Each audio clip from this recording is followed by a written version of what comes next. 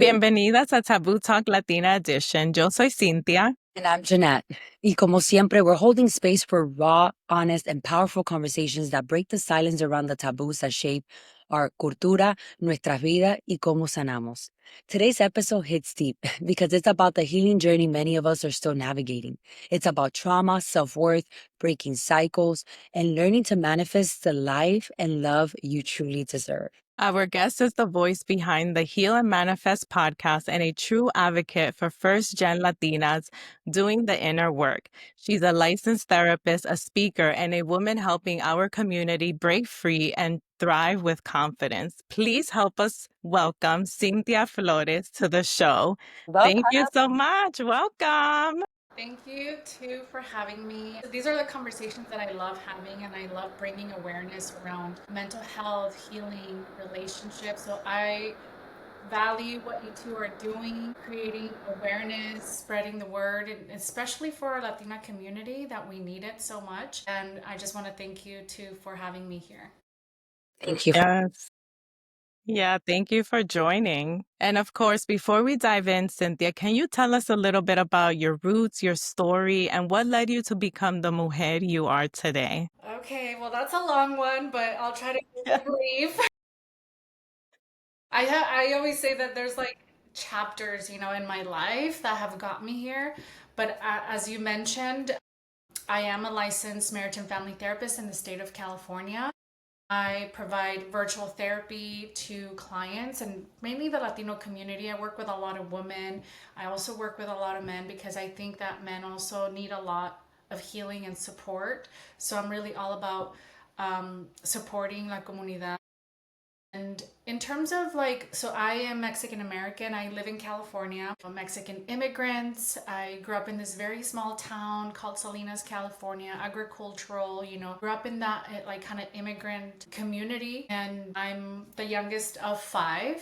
I have two older brothers, two older sisters. And as the youngest, I feel like we don't put much attention to the youngest sibling, but in terms of hierarchy, there's a lot, I think, either the oldest or the youngest. I think everyone in between, but I do think that I want to give credit to a lot of the younger siblings because kind of like we seen through the different siblings in terms of how parenting and how our parents sometimes even struggled in navigating like life stressors, and also just in speaking up. I think for me, a big pivotal point in my life, and I'm also, again, I'm a podcast host, and that has been a big pivotal moment for me in launching the Heal and Manifest podcast because it's a way for me to heal. It's part of me is also healing with that because it's providing space for stories that, were not told either from my own personal experience, is giving visibility of other people's experiences, and also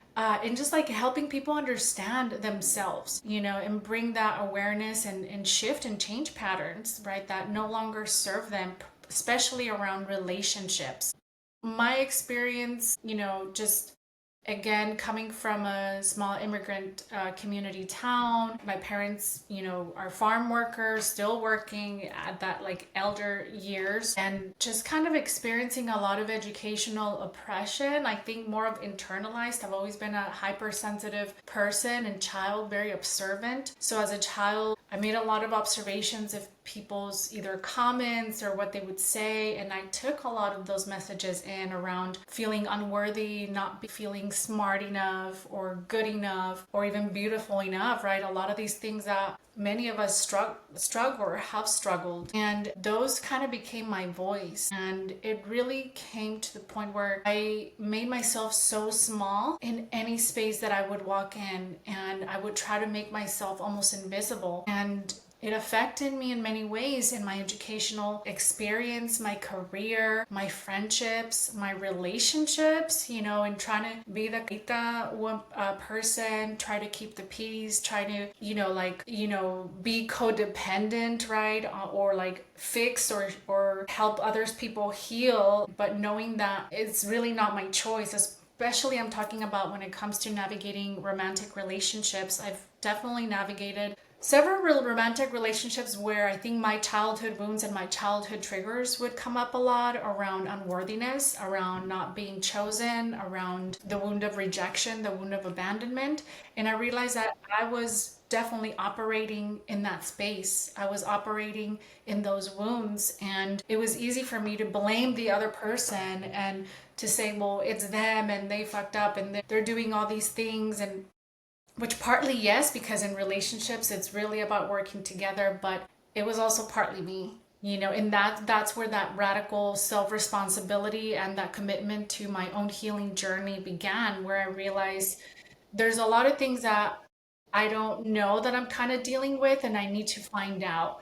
That was a point where I started going to therapy. I was also in my my graduate education, where I was becoming a therapist, and I started learning a lot about a family genogram.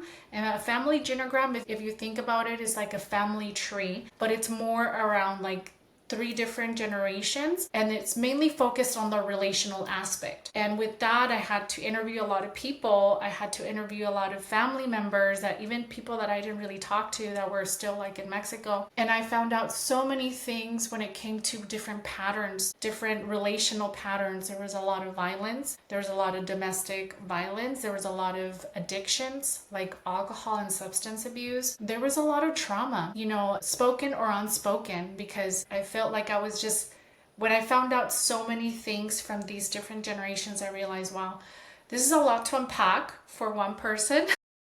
And I'm probably the only one who's like knows all of this information, so I really need to get some help and to understanding where this is coming from, but like how does that impact me? And like generational trauma is real. It's not something that you just see a quote on social media, or like you just see a famous influencer talking about that. Like it's things that it's really to the point it's in our DNA and it's our blueprint, and we get to shift that and reframe that and heal from that by breaking cycles and patterns. So I had to do a lot of that work, internal work, a lot of inner work, really facing insecurities like inner child stuff, inner child healing, and even in navigating relationships. Again, I was definitely in relationships where there was a lot of control, like a lot of possessiveness, a lot of jealousy, and I realized that's not going to be for me. I don't want that for my life, even though I don't know exactly what's healthy and what isn't, and what is it that I am worthy and deserving of. I will have to figure out, until, currently I feel like I was just having this conversation with my husband yesterday, that I feel like I'm in a place where I feel very much fulfilled in my relationship. I think I don't like using the word happiness, because I think that it's thrown left and right, and I think for me it's like happiness is peace. Happiness Yeah. is my nervous system being calm and regulated. Happiness is feeling good with myself, feeling confident, feeling like I can trust myself, I can make good choices for my life. And I'm just, yeah, I feel like all of that has been inner work, and I'm still doing the inner work. And honestly, that's beautiful to hear coming from you, right? Because people could see you, we can see you, and we see the healing, the manifest, right? That power within you. But very few people know that story.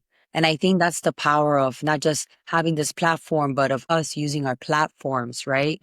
Like you said, we can look at a celebrity, we can look at social media, and they might be going through something you might not be able to relate, or you're like, oh, but like I've seen comments, oh my God, they're depressed and they have all the money in the world. Oh, I'd rather cry over the money, right? I'm just like, it's not that, guys. It's deeper than that, right? So to hear your story and what you've been through, and just like see your expressions and the faith that you have within you of how much you've been through, but you're still overcoming it. It's beautiful, because I'm a firm believer that we can't heal what we don't know, right? And I Yes. feel that sometimes we are going through stuff, or like I used to be, like you said, relationship, right? I used to blame my exes every time that they would cheat or do something. Oh, yeah, because they cheated, or because they're this or they're that. I also had to blame myself. There's two people. Like, what happened in the process? Why did I let myself go? What was the overthinking? What was I caused a lot of stuff to happen, right? And I feel like if I didn't take ownership of that, I'm not in the relationship I am today with happily married, 2 kids, 8 years later, right? Because it all starts from within us. And I think if we don't know, we can't heal. Absolutely. You bring up a big point, the round about personal responsibility, right? Because these are the conversations that I have to have with myself, and these are the conversations I always have with my clients. It's like we all have a choice. And it sounds a bit privilegey, and maybe it is, right? Because sometimes we don't have those inner tools.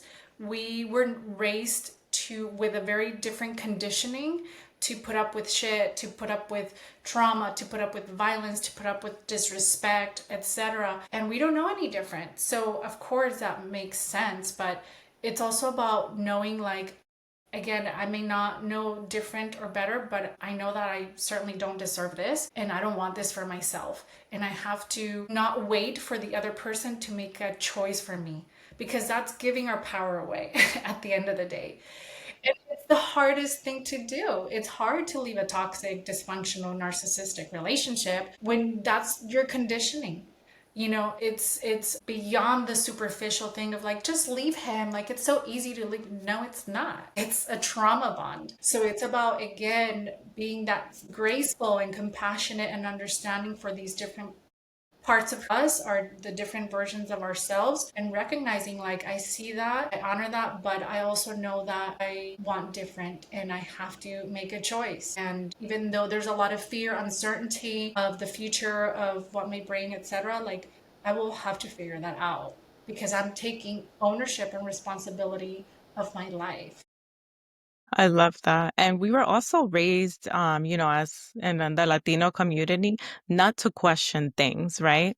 We speak about this in our platform a lot, right? And I think you mentioned that at the beginning, calladita te ve mejor, right? How many times haven't we heard that phrase? And Jeanette and I, have spoken about this. We were conditioned not to question anything. So now, when we go through our healing journey, we start questioning things. So I love that for you. I love that you did that you went back to your roots, right? To find out, the dynamic of your family, because a lot of trauma, comes from that, right? The way you were raised, the conditioning. So I love that. I think this generation that's, speaking up and not staying quiet, I just love that for us. It's powerful. Yes. It is. It is.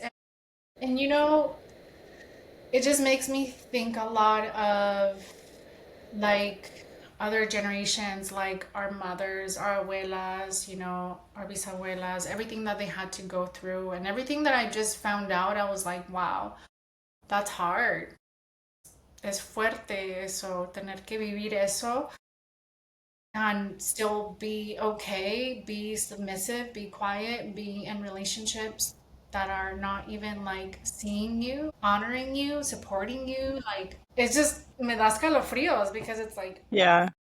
that's not, and this is where we are heading to, and what I've been seeing in the work that I do, the work that I have done, the work that I see my clients, and a lot of, these newer generations, when it comes to relationships and dating, that we're not, like, we are really dismantling how we, related and how we were in relationships, how we came together in relationships, what our views about love, our views about healthy communication, healthy patterns, healthy support, respect, right? A lot of women, and this is a lot of the research that I do too, is that we're looking for real, like, partnership. We're not looking for performative. We're not looking to stay into something that just really doesn't align. For relationships that are mature, like, there's emotional maturity, there's emotional intelligence, it's equal partnership, where it's not about, like, focus so much on gender roles and, like, super traditional gender dynamic, which, again, there's nothing wrong with that, as long as there is a level of support and working together in partnership to figure out how to work with that, with what works for your relationship, not with what is out in society and culture and tradition is telling us to do. We're really looking for and really manifesting aligned, conscious relationships and partners. Yeah, that's beautiful. And that goes back to como nos criamos, right? Like we can't, and Cynthia and I had this discussion. I'm sure you can agree. We can't blame our moms, nuestras abuelas, tatarabuela, right? They didn't know any better. This was passed on. And it continues to be passed on until we are the ones that say, okay, enough is enough. This is not how I want to move forward. This is not how I feel aligned with what I should be doing or what you guys think that benefits me, right? We got to figure it out. And in today's world, I think that is something, it's hard, right? It's really hard for us to face, especially in the Latina culture. And healing, especially, isn't linear. And for so many of us, it starts with a place of survival. So I know you shared about your healing journey and how that looks like. And we would like to know, how did it inspire the creation of Heal and Manifest? For me, it started years in terms of thinking about like I want to be in a podcast. I want to start my own podcast. I want to speak my voice and my truth. And I think that's been a big part of my own healing journey. I think that for me, like my throat chakra, like this part was just, again, that generational chains of being quiet, being silenced. And something in me is like, you know what? I want to be able to use my voice to inspire healing, to educate, to inspire, to motivate, to support other people in their journeys, because they may not, again, have the tools. They want to, they see other people, they want better for themselves, but they don't know how to. And for me, that was a big inspiration to want to start the Heal and Manifest podcast. And to me, Heal and Manifest is more than a podcast, is a movement. It's a movement reminding me that everything that I do is, it's with a purpose, with intention. Is It's really like a spiritual awakening for me. For me, like even the work that I do is spiritual. And I always say that because it's not just about me. It's not like, oh, quiero fama, quiero dinero, quiero todo para mí.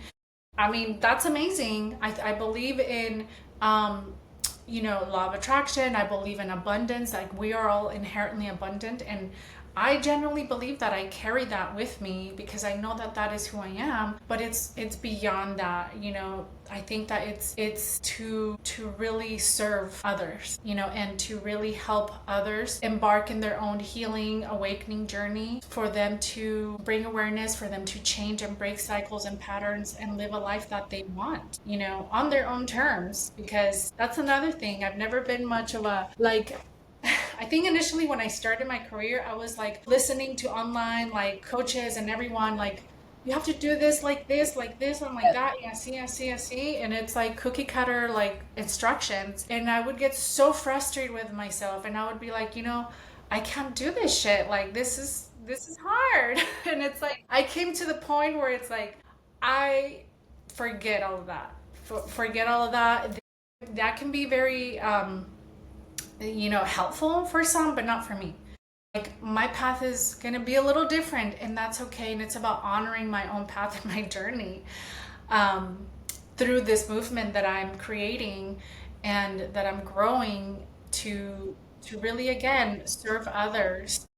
And in that process also like heal myself and go through this own internal process, right? Because I do think that it is a mirror as well. That's, yeah. And it's so much needed. Like there's so much power in storytelling, right? And Yes. the process of healing yourself, because that's what people think, that sometimes you do it for the money or for the fame or for the wrong reasons. But when you do it with heart and you do it with that mission behind it, of not just doing a podcast just because I want to get out of my 9 to 5 and I'm trying to figure this out, it's really with that intention. I feel it's when we impact more lives, but in the process, we heal ourselves, which that's as important. I love that. Yeah. So keep. And you're giving permission to others to also speak up, right? Because once you tell your story, somebody else that's listening can relate, right? That has happened to all of us, I'm pretty sure. Like you tell your story, your testimony, and the person listening is like, oh my, I'm not alone, right? You feel like you're not alone. And then you're giving somebody else permission to also speak up and tell their journey. I love it. It's beautiful. Thank you. Yes, and you know what? That reminded me of something for me. It's like partly is feeling I used to feel like I didn't belong. Again, coming from this small town, immigrant family, Like my parents were doing this like hard work, for us to survive, for us to thrive. And it's just, yeah, I grew up going to a bilingual or like Spanish immersion school. I feel like I was placed in classes where I didn't even belong, but because they were like, well, she doesn't know, so let's just put her here. And the belief of like, I don't belong. Like, where do I belong? Where's my community? And I think that, I didn't even, growing up, even in my career, in the workplace, etc., I would not even share any of this. I would not even share any of my personal stories. I would just kind of like quiet, reserved, and just kind of do my own thing. But because it's that internalized message that I grew up with of like, I don't belong, or they're not gonna under me, or I have very different experiences. And I realized like I just also want to provide that space so people can relate, so they can see, what, maybe we grew up in the same town, maybe we have very similar experiences, and I feel seen. A lot of people just really need to feel seen. And I think Yes. it's a big part of this, why I do what I do. Yeah. And as a therapist working with first gen Latinas, what are some of the most common taboos or wounds that you see have been passed down and they're still like trying to unlearn them? That's a big question. I think the big one is the silence, right? The staying silent, the internalizing limiting beliefs again around not belonging, either not being too much or being too much, right? And it also around a lot around family expectations. That's a big one. Yes. Not so much. Sometimes it is about their parents saying like, "Oh, I need you to do this because, yo he sacrificado todo para ustedes y eso es lo que ustedes tienen que hacer." So it's that, but also them internalizing, right? So there's a lot of that internalized guilt, that first gen guilt of, wanting to succeed because their parents had limited resources, so they want to do better to either provide for their families or to demonstrate like that they can, that they belong, that they somehow are part of this society and even culture. The assimilation aspect, the assimilation of like, okay, I'm living these two worlds, right? Bicultural, multicultural, where, either I'm from here, soy de aquí, no soy de aquí ni de allá. So it's like that identity kind of crisis that come up a lot. And also that overachieving, right? The perfectionism of having to do more and more and more to the point that they burn out, right? Because burnout is real, and we never probably saw our parents like rest, right? They don't know what rest is. So we've internalized this belief that we need, the internalized capitalism of believing that we're not worthy of rest because, or else, we're lazy, and etc., whatever narratives they tell themselves. But that's a big issue that I see a lot as well. And when it comes to navigating relationships, I think again being kind of feeling a little bit trapped in these two worlds, right? Understanding that yes, to some, they're like traditional, like relationship style works, but to some are not. So how do they still maintain like traditional, the familiarity, what feels good and what they grew up with, versus also the modern world, what we see in terms of, relationships, dating, and how to like maintain the two kind of worlds. I think that that's a big one that I have seen a lot, and I have personally experienced it too, because I think for me, I am not so much of like I need to follow strict traditional roles, but I believe in my man to provide for me, and also financially security, as I also do provide. I mean, I'm no me voy a quedar sin trabajo. I can't depend on any. Right. We need to be smart about this too, because we can't depend 100% on anyone. We need to be self-sufficient, right? But I also believe that I know my strengths, I know my husband's strengths. I know what I can provide, I know what he can provide. So I believe in that. But yet it's working in a partnership, right? Not like, well, you have to follow this strict rules because that's how we grew up in, you know? I don't believe in that. I believe if we figure out what works for us, and that's it, you know? So I think that's one of the things that I have seen a lot in Latinas, especially first gen Latinas. No, and I couldn't agree more. And like when you were saying, like each of them, the not belonging, the guilt, family expectation, cultural expectation, like relationships, like I was like, a couple people started coming to my mind, right? And even Yeah. myself included in each one. I kept checking off the list. And I'm like, it is so true, right? Like we don't realize it.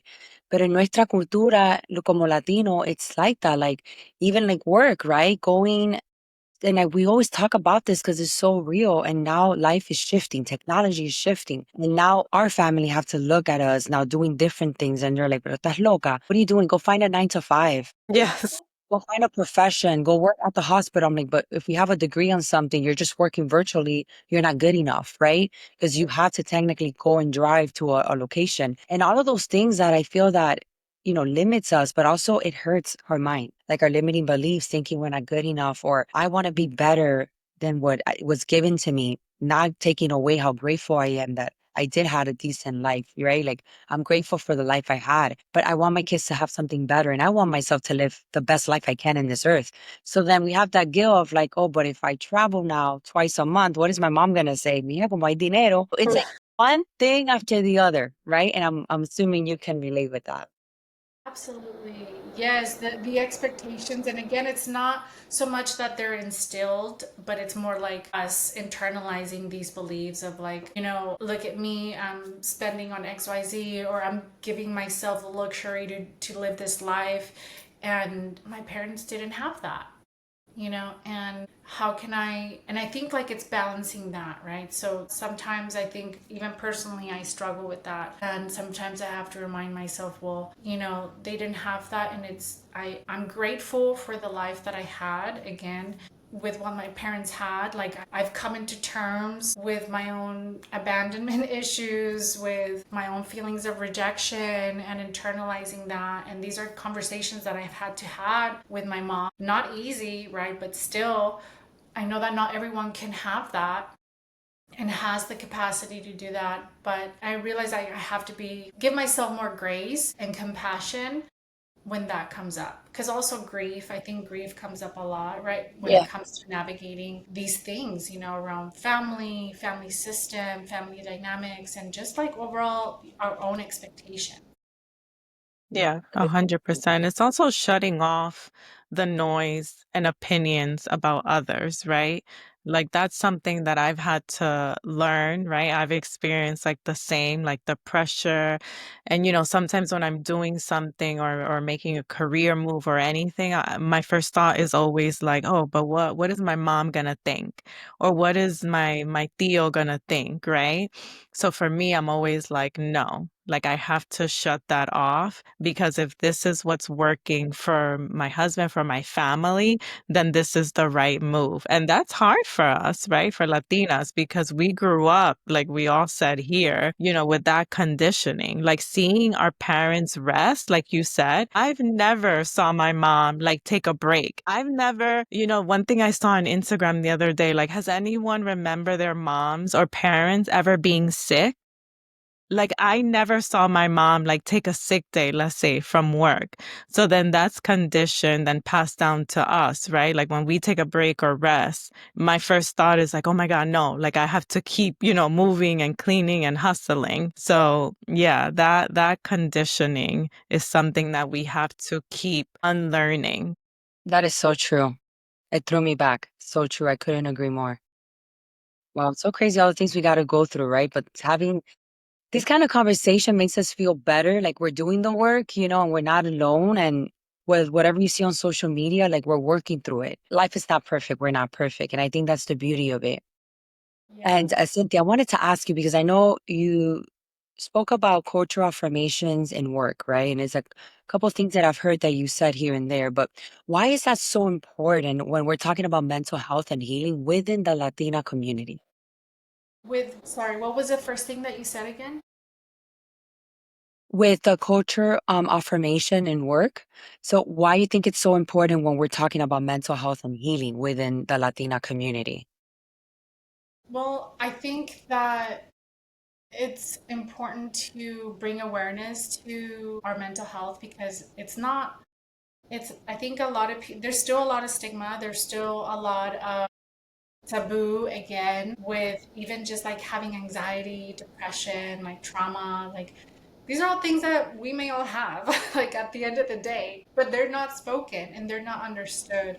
And I think that there needs to be more conversations and spaces where even like bilingual or even in Spanish where even us as we are first gen and we have education and knowledge and awareness that we can bring those conversations back to the dinner table or those family gatherings because it's so important. Like they may not have again the tools, the information, the awareness, the knowledge, and they're struggling. And I think that when they become more aware and based on my own personal experience, for instance, like with my parents, with my mom, because I talk a lot with my mom because she also has gone through a lot of like childhood trauma and like she's very resilient and she's gone through so much, and I admire her, not because she's resilient and she had to put up with stuff, but because she's again such a great person and has a big heart, and she chose different. She chose to raise her children differently in the ways that she was raised. So that in itself, like, I know that I'm for sure not the first one breaking cycles. I know that my parents have already been doing that work, not in the ways that probably I have been, but I know that they have. So I think that coming home, talking to her or to them about certain things and connecting the mind and the body and the spirit, that is all connected. And I just like to provide that conversations in a way that they understand. And I think that if we have the knowledge and the awareness to do that, I think it's really, and the relationships, I think it's really important to bring that into the conversations because again it's still creating space for storytelling, which is what we know, what we do best in our culture. It's healing, it's bringing awareness, it's educating, and it's breaking again those cycles and the pattern in those ways. That's I beautiful. love that. Yes.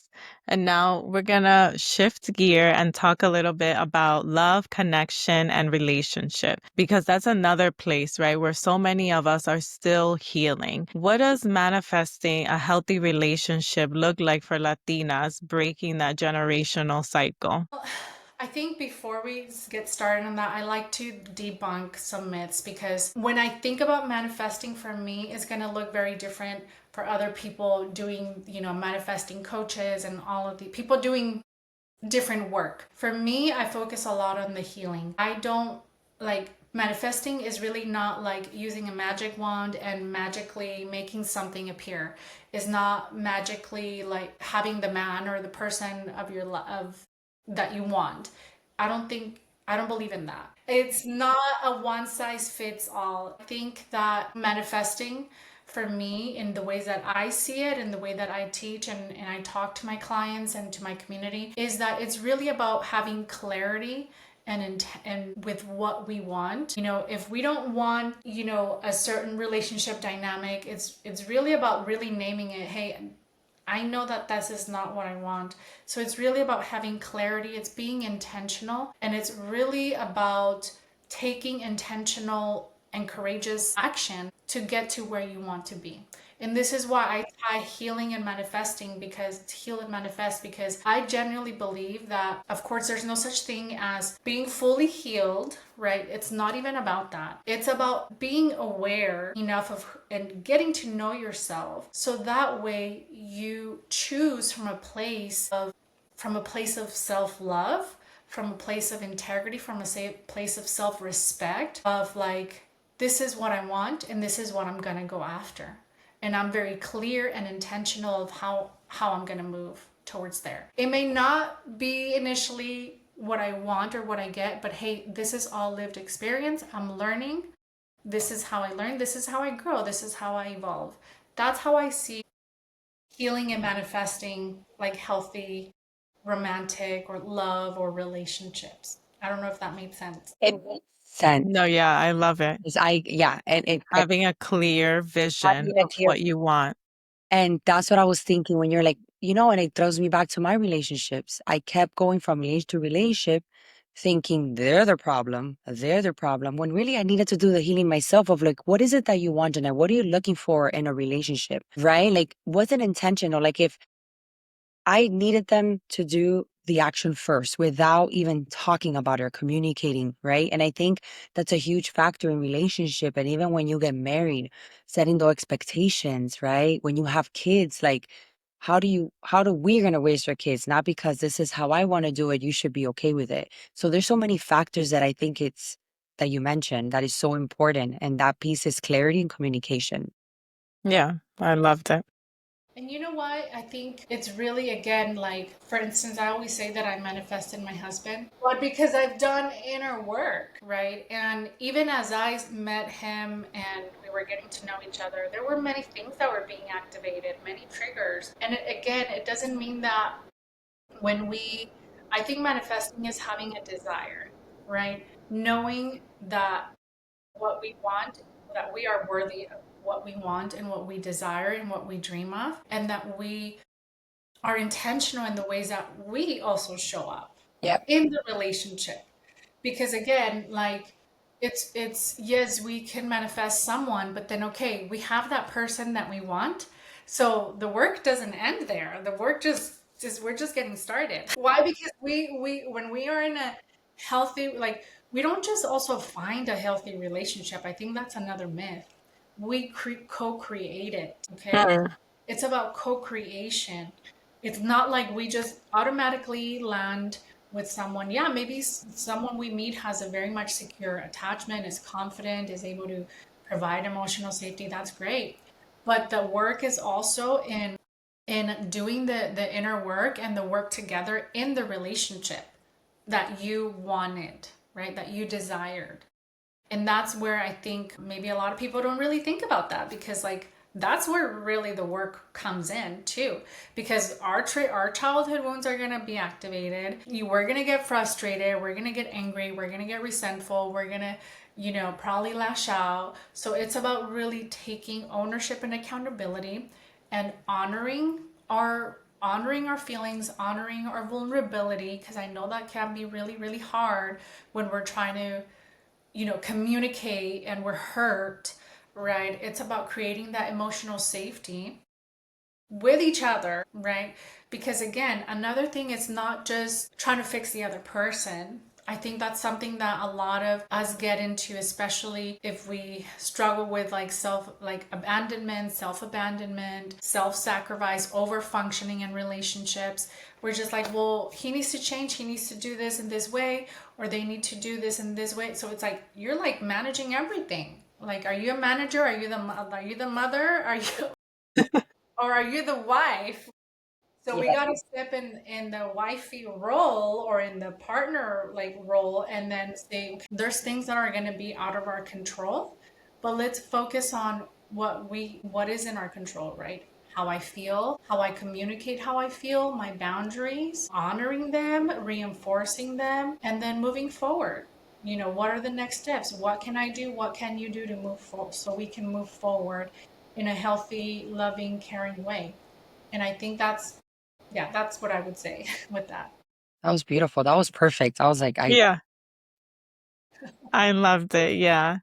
And for anyone that is listening and that feels stuck in like toxic patterns, what's one small step that they can take today towards healing and attracting that love that they deserve? Yeah. Well, I think one is having self awareness and knowing that they deserve better. That maybe in the ways that you have, whoever's listening, have been operating is not, it's your own conditioning, is your own trauma bonds, is your own childhood wounds being activated, or even experiencing trauma or disrespect in the relationship, or even violence, right? Knowing that, getting to that point, having that pivotal moment and realization to know that, hey, this is not, I'm not okay with this. I'm not okay. I'm never going to be okay with this. This is not healthy or good for me, for my mental health, my emotional health, my spiritual health, and I need to do something to get out of this. I think that's one, and two is again knowing that I think a lot of people again struggle with self-worth and knowing like, am I worthy of different? Am I worthy of better? Like, am I ever going to find someone that really matches me?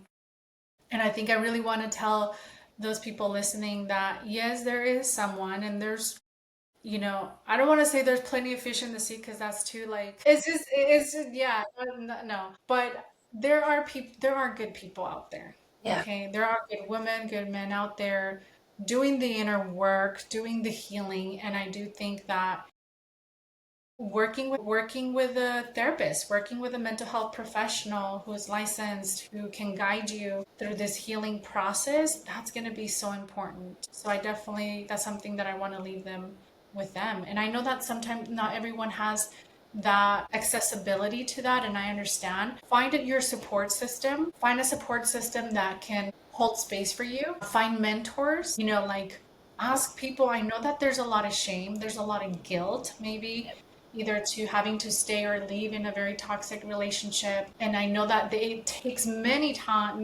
attempts to leave, especially if you're in a very toxic relationship, but find people that can hold space for you and resources, as many resources. Learn about trauma bonds, learn about attachment styles, learn about like read. There's a book that I highly recommend. It's called, I've read it in Spanish, called Las Mujeres que Aman Demasiado, something like that. I've heard of it before. Women that love too much. And it's really about being in toxic dysfunctional relationships, knowing that there's a lot of emotional codependency. And she explains a lot of the cycle, but she also explains ways that you can maybe start integrating like that self-care, that learning about your needs, learning to communicate. That's one book that I would highly recommend. Another one is attached or attachment. And you're learning a lot. That book, it's a lot about attachment styles, and that's a great way to start when it comes to wanting to break toxic dysfunctional relationship patterns and move towards healthy love, healthy relationships. That that was a Love it. lot of nuggets, a lot of wisdom, a lot of Yes. and one thing that I really love about you is I can tell everything you share comes from your heart. It When you really speak, your eyes, Yes. like the way that you just like in a way it calms me down. I don't know about you, Cynthia, but I know. Yeah. I'm like, it's like a therapy session. yeah, I'm like, I feel like this is a I'm not lying. So I love that you were able to share those nuggets with us because it's so important, because to see you and everything you've built and what you've done and to hear you now, like just being vulnerable, not selling anything, not doing what you're best at, which is your healing, your manifest, your coaching, being on your podcast. Like this is giving you the spotlight to get to hear this version of you. It's beautiful. well, thank Yeah. you. That means a lot to me. Thank you too for holding space for me. And again, this being vulnerable is something that I've struggled, and I do have to say, and I always say that, vulnerability, not everyone deserves our vulnerability. That's just something that I do have to say because sometimes Yeah. it's been weaponized. So, but I do feel that when we create these spaces of healing, of conversation, of storytelling, of being really raw and open, I feel like that already in itself is healing for me too, because it's also allowing myself to be seen, to be held, and to be witnessed, and to know that again, this is not just about me. This is about helping others in their process and their journey too.